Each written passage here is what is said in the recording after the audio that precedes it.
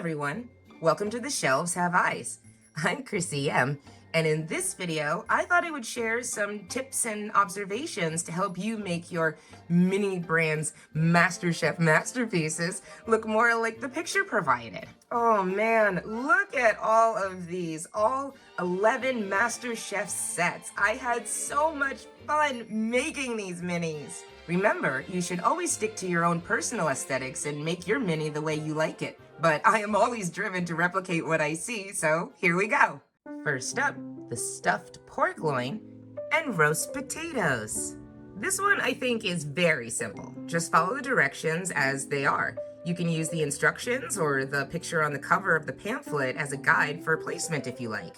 The only tip I have is for applying the sauces. When you add your tomato reduction, pour a small amount between the pork and the potatoes and let it run down on its own until it's touching all of the potatoes. Use a tool if it won't cooperate.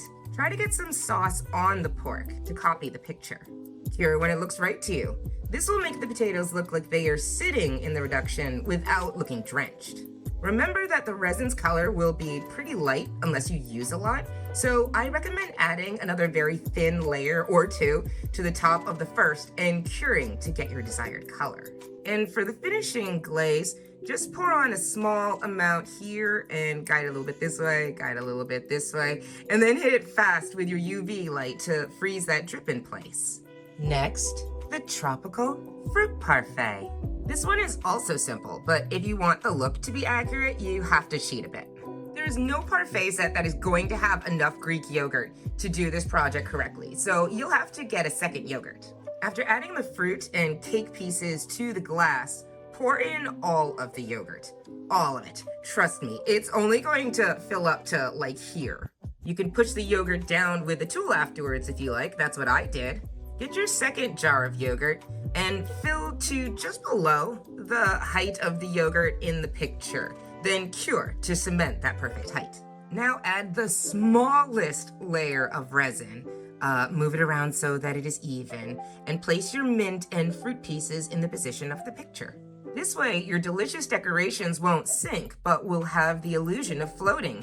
You may have to cut the stem of your mint sprig so that it doesn't stick up. Add your chocolate sprinkles, not as many as provided. Cure one more time, and you're done. On to the summer fruit tarts. It's one of my favorite sets and is probably the easiest to replicate. Just copy all of the instructions until you get to the step with the syrup. Do not pour like the picture says. Just put a drop of syrup on a tool or directly on the fruit and spread it evenly over each individual piece, curing as you go. So simple, super gorgeous. Love it. I'm sorry, you guys. Let me take a minute to apologize for not having any video of me making these remastered MasterChefs and only being able to talk about them. These are my personal projects I make during my decompression time, so no talking, no distractions, so I haven't figured out how to film these on camera yet, but I will work on it in the future, promise. And now, for the glazed lamb. Tricky little set. I actually made this one a couple of times. Most of my suggestions for this one are about the placement of the pieces. But first, ignore step 1 where it tells you to place finishing glaze around the edge of the plate. We will deal with that later. Figure out the placement of your parsnips first. I use the instructions. The cover photo is no help in this step. Then put a small amount of the finishing glaze on the bottom of each parsnip and cure them in place individually. Then repeat this step with the carrots. Have the tiniest bit of glaze on the tops and bottoms of your carrots so that they won't move after you cure. After you figure out the placement of the lamb shanks, they tend to stick up a bit. If you want them to really be in the center of the plate, place a tiny bit of the resin at the bottom of each lamb piece and cure after the glaze touches the plate. Consider pouring a tiny bit of resin on the top of the lamb as well and let it drip before curing so that they don't wobble even though they look secure. After that, keep following directions until the end of the project, but then add the extra finishing glaze to the plate. So I made one where I copied the cover picture pretty accurately. And while it's cute, and I am proud of its resemblance to the photo, I actually thought the finished product still looked a little messy for my taste. So I made this one.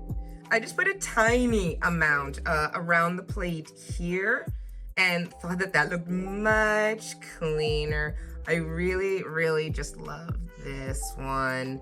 Tell me which one you like more in the comments. Next, the chocolate Profiteroles.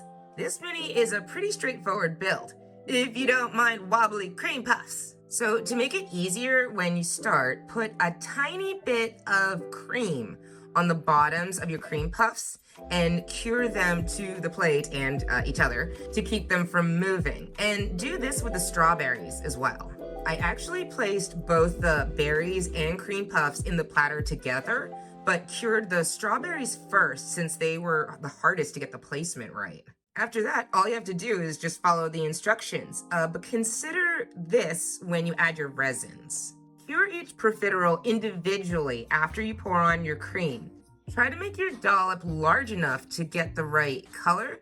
Spread it a bit with a tool for some shape, and be sure that before you cure, you let some of the cream drip down to the platter so that you can get the look here in the picture. And the same thing goes for the chocolate sauce. Just remember to add the rest of the ingredients to each cream puff before curing. You'll want to use enough resin so that the sauce looks really brown, but not too much of a dollop so that you lose control of its shape.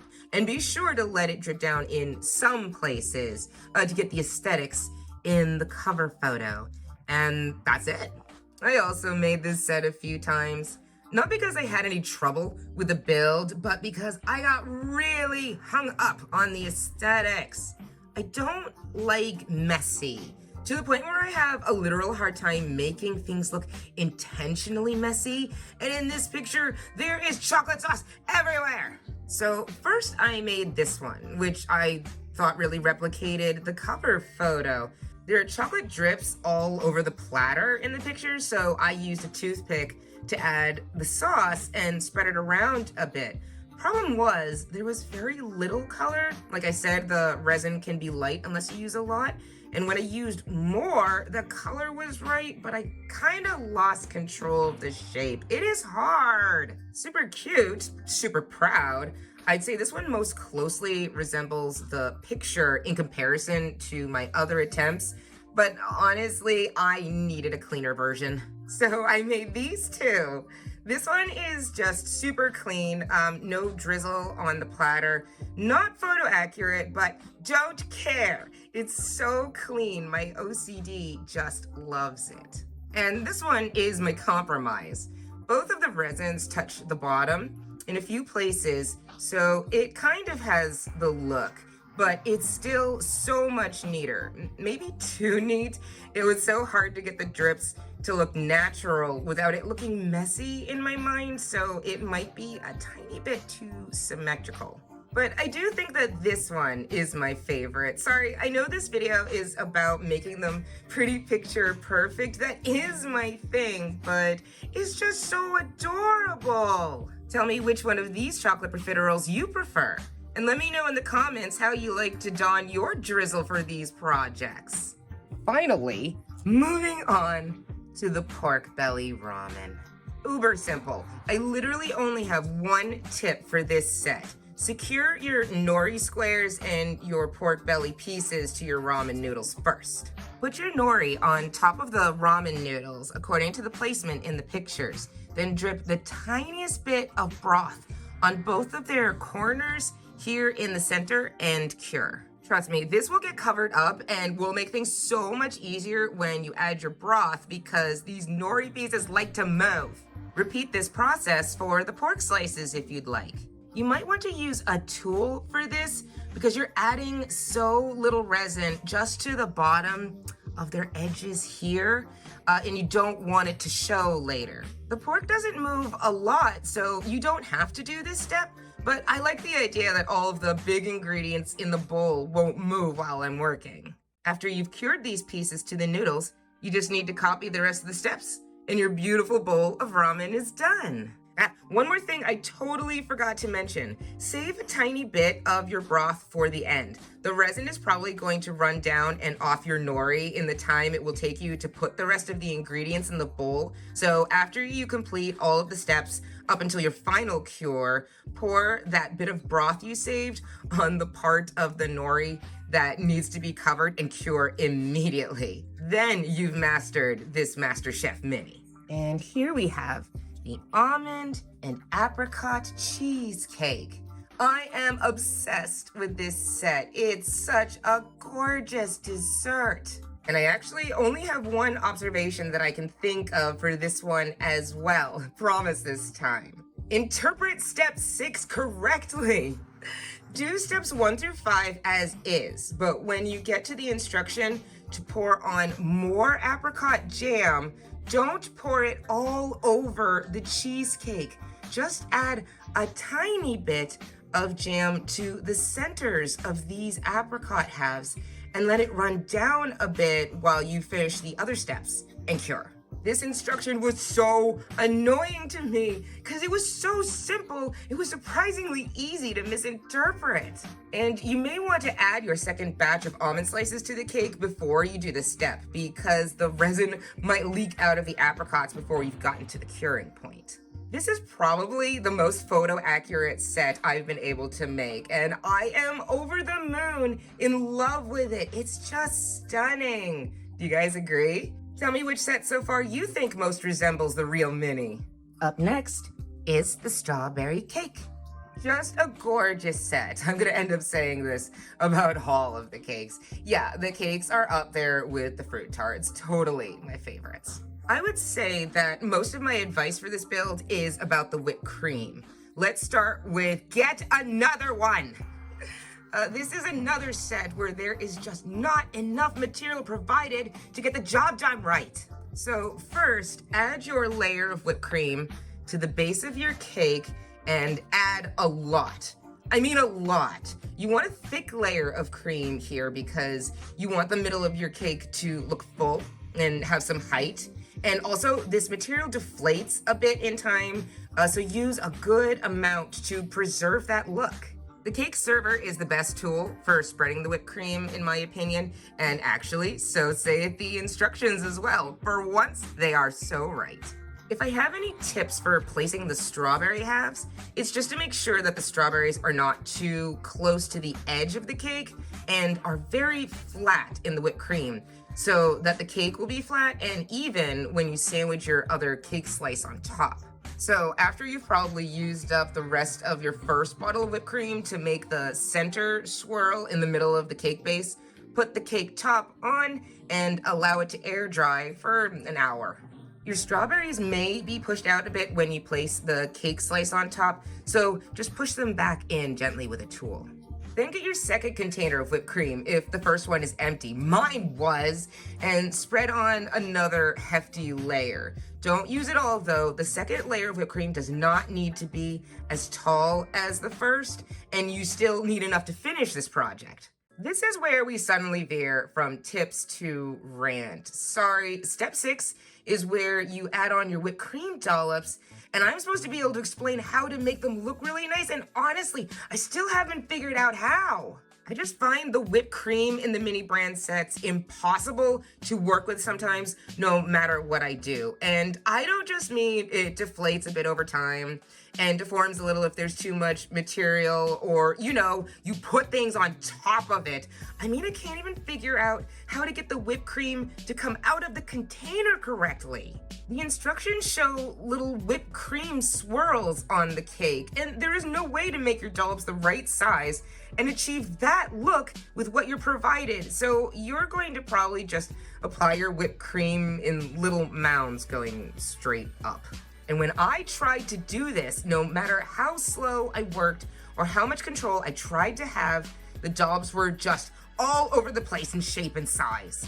And it seemed like it was because every time I applied the cream to the cake, the material either decided to adhere to the layer below and form a pretty decent dollop or be sucked back up into the container entirely. Literally, I would squeeze the material out, get a perfect shape, and when I let go of the bottle, the whipped cream would just be pulled right back in. Even if I tried to like raise up the bottle high enough to get it to let go. Actually, sometimes that made things worse, and the whipped cream mounds wound up having really tall and lopsided peaks. So how am I supposed to be able to make my neat, fancy dollops? Sorry, coming back to myself. I guess the point is that this whipped cream is a complicated material, and you may just have to trust yourself on this step. You can do it. I believe in you. What a cop-out.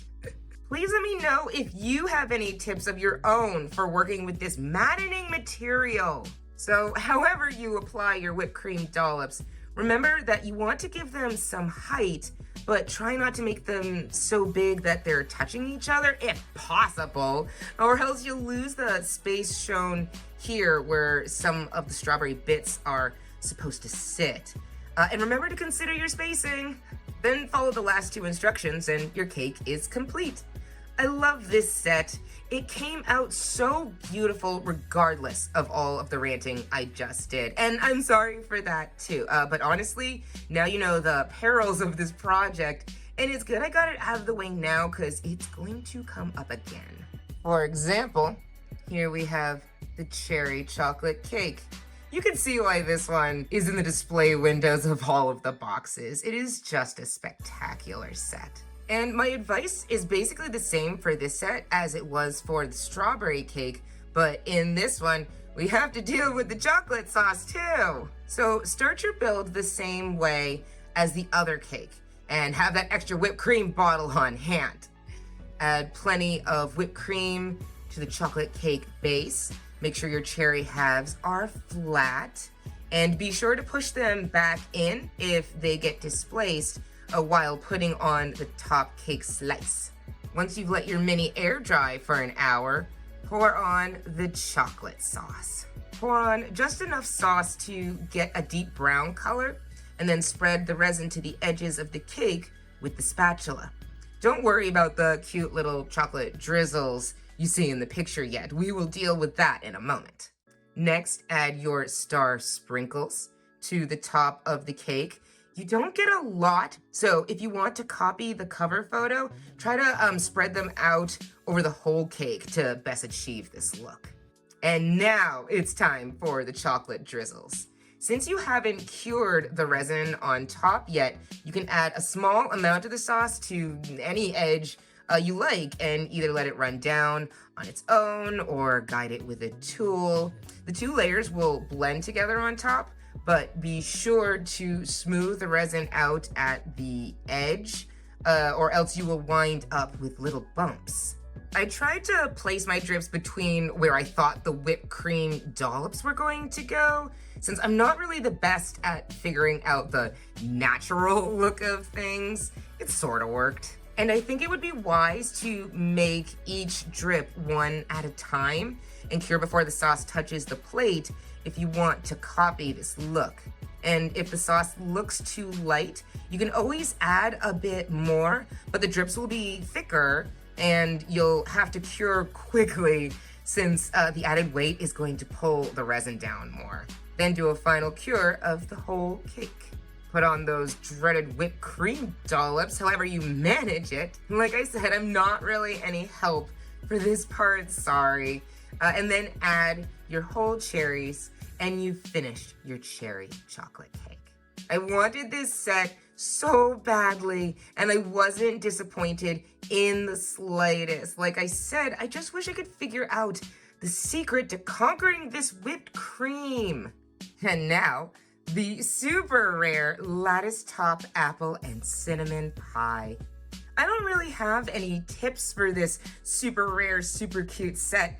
It's super easy. The instructions are all you need to perfect this tiny pie. This is actually the one we made together in the last video. See, it came out great, really picture accurate, which I love. And because we got it right on the first try, the only thing I could think of to say is just to make sure that the apples in your filling aren't piled too high when you put on your top crust. There are a couple of tiny gaps in mine. Oh, and come to think of it, maybe just don't make it this way in the first place. I'm not kidding. This set is beautiful, don't get me wrong, but I still don't understand why this is the rare one. Besides the fact that mine barely had a smell, all of the details that made this set special, other than the adorable cinnamon drizzle ice cream, got covered up by the Lattice-Top, and all you get to see is some like shine coming through. So maybe consider making it this way. Isn't this so much better? Not only do you get a special little slice of pie, but now you can actually see the apple slices and all of the hard work you put into this project. Plus, there is a serving plate. They were essentially telling us to make it this way all along. Thanks, Zuru. This was also my very first attempt at customizing a set, so making it this way is not that difficult. The only part of the project that I had any problems with was cutting the crust. Brand new heavy-duty scissors don't cut the plastic cleanly and barely even cut the bottom crust at all. I couldn't afford any fun tools, so the best I could do was to get some tin snips to finish the job. It didn't do much better though. So after you figured out how you're going to accomplish the cutting, sorry, this was my first try, so I don't have all of the answers yet. Cut out your slice from the top crust first, and then cut out your slice from the bottom crust using the top one as a guide to keep them even. You can make it whatever size you want. There's no picture to copy. Build your pie or slice in whatever order you wish. They are going to be made with the same instructions. I tackled the pie first. Pour a small amount of cinnamon sauce on the bottom crust, spread the resin around, and then add a layer of apples, with the ones at the edges sticking out a little bit. If there are any places where you want to have apples, but they won't fit, cut a few into small pieces to fill those gaps. Cure this layer, spread on some more sauce, and add more apples. Repeat this until your pie looks full, checking once in a while with the Lattice-Top to make sure you haven't overfilled. Add a final layer of sauce on top of your filling and put a bit on the fluted edge of the bottom crust and cure your lattice in place. If you see any gaps in the apples at the top and there is enough room to fill it, add a bit of resin to the gap, slide in a pre-cut piece of apple, and cure once more. If you want your pie to look more realistic, you can use a tool to spread on some cinnamon sauce over the exposed apples and cure, giving it that freshly cut and baked to gooey perfection look. This is also great for hiding any messy edges on your crust. If you encountered issues during the cutting process, just put a tiny layer of resin there as well before you cure. As I said earlier, your apple pie slice will be built the same way as the pie. So after you've finished making your slice, it's up to you if you want to add the ice cream. I thought that the slice would be really cute with a single scoop on top, and I added the cinnamon sauce drizzle because I really liked the way it looked in the original picture. I love the pie plain. I like it this way. And that's really all there is to it. So this does not look like any of the pictures.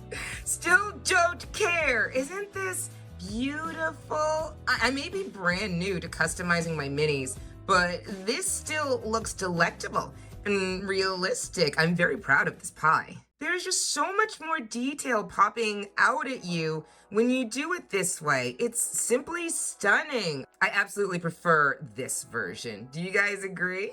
And finally, right? We skipped one. Nah, it was on purpose. We have the vegan chocolate mousse with raspberries and almond crumb. Why did I save this one for last? This was the very first set we made together, so you'd think I'd have talked about this one first. Because this shouldn't be anyone's first MiniBrands set, because for a vast number of reasons, I am going to mention This set has been driving me mad since that very video. You could probably catch me going on about it in any of the videos that followed. And even though I finally figured out this little sucker after months of angry crafting with this mini, I still have so much to say about it. So I have to try really hard not to turn this into a rant. Let's see if we can compromise. To make your mini mousse look as close to the pictures as possible and not like any of these sad failed attempts of mine, follow these steps.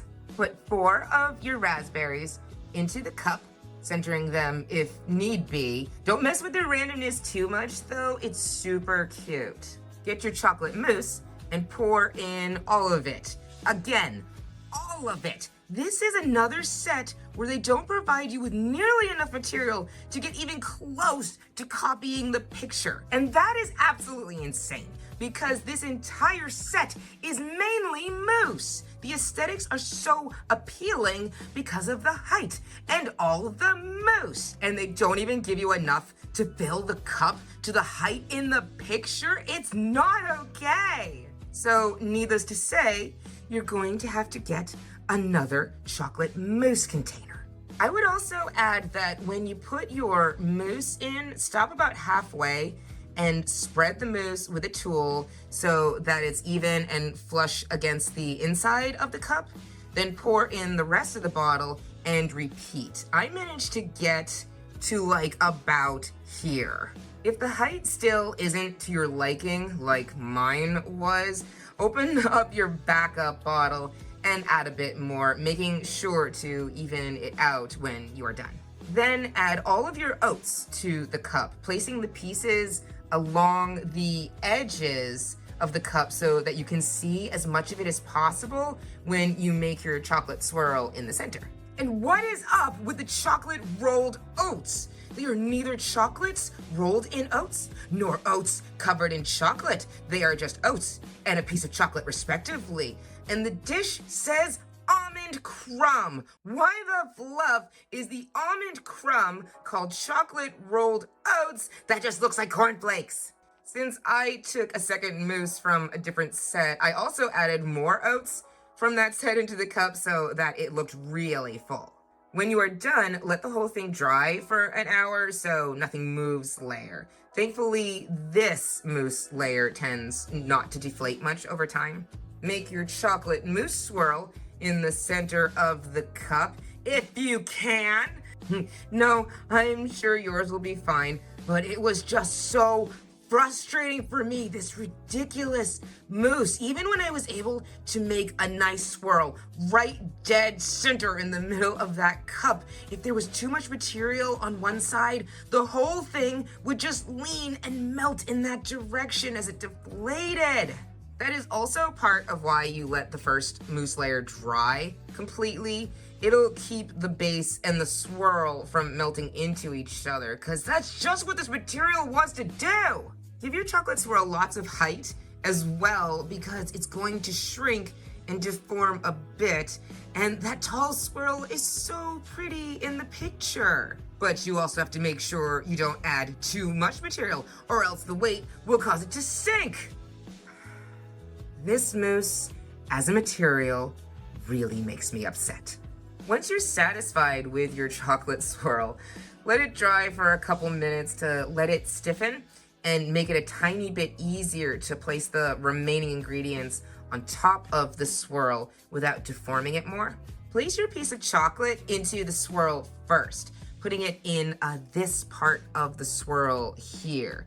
If you want the chocolate bar to stick out at the angle that matches the picture, you will literally have to keep it still somehow until the mousse around it hardens enough to where you can let go and it will stay. Put your last raspberry in the middle of the swirl's peak and one of the mint sprigs next to it to copy the placement in the pictures. Why are there two? Yes, of course, it is smart to include a backup. There are extras of a lot of ingredients in these sets, but there has only ever been one sprig included in all of the other sets, that use them, and there are 2 here. Why is this set so special? Why not include more raspberries? And the inner leaves go in the opposite direction of the ones in the cover picture. It's all just so unnecessarily confusing. Let the mini mousse sit for way over an hour to hopefully get the mousse to set in the same position you put it in. And then finally, add that raspberry jam. Sorry, here we go again.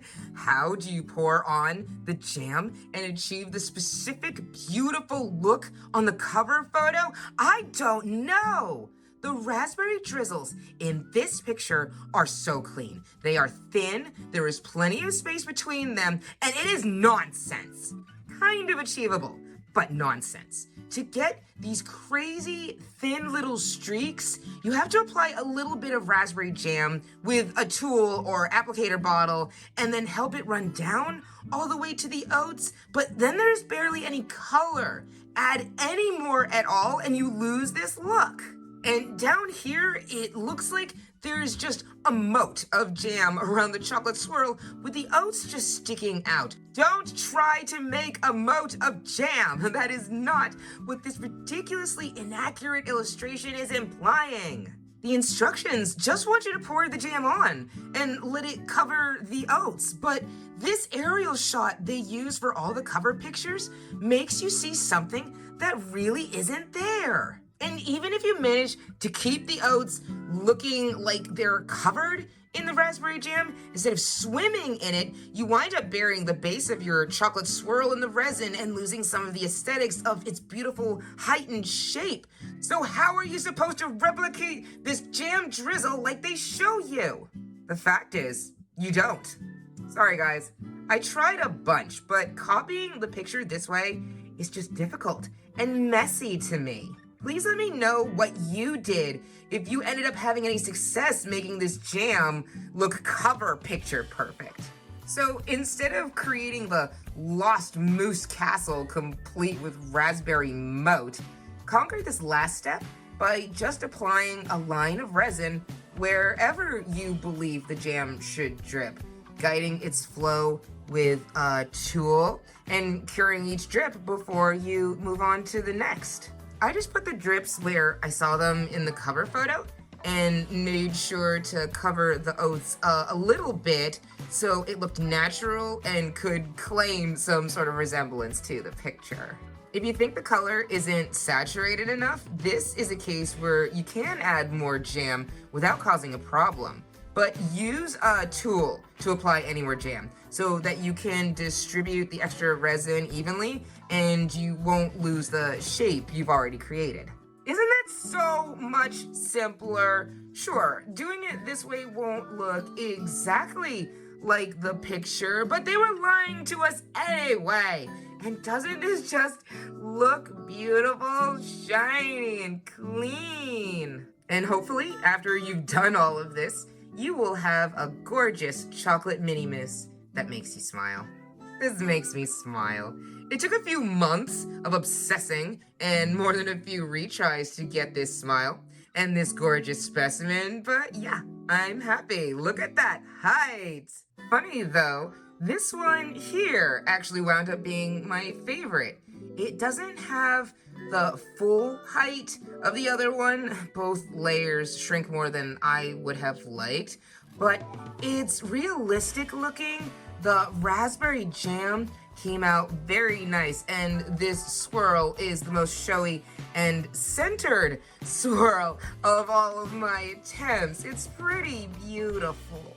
I know, we are talking picture perfect minis, and this is still not entirely there, but at some point you just have to make a choice whether you want your mousse to look right and potentially very messy, or right to you and just fabulous. So in the end, maybe make another mini first so you'll know what you're up against when you set out to make this mousse. So many of the materials and instructions are working against you from the get-go, and the very fact that this set's entire aesthetics are predicated upon the mousse looking this good still obsessed me to no end. I mean, come on! At least with the two fancy cake sets, any wonky whipped cream dollops got covered up by fruit, so their look wasn't so important.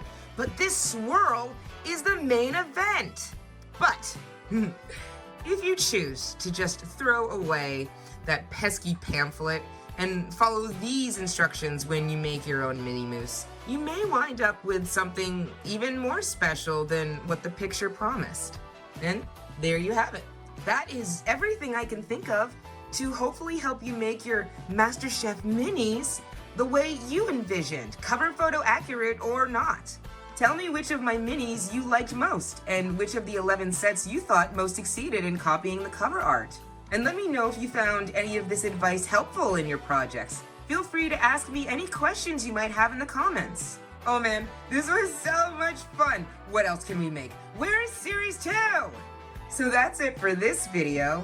Thank you guys for spending time with me here on The Shelves Have Eyes and lending me your ears while I gushed and ranted over these magnificently mouth-watering minis.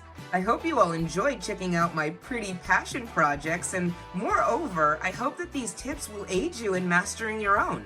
If you enjoyed this video, please think about liking and subscribing so you'll know when the next video comes out. Keep crafting, chefs! Good night now!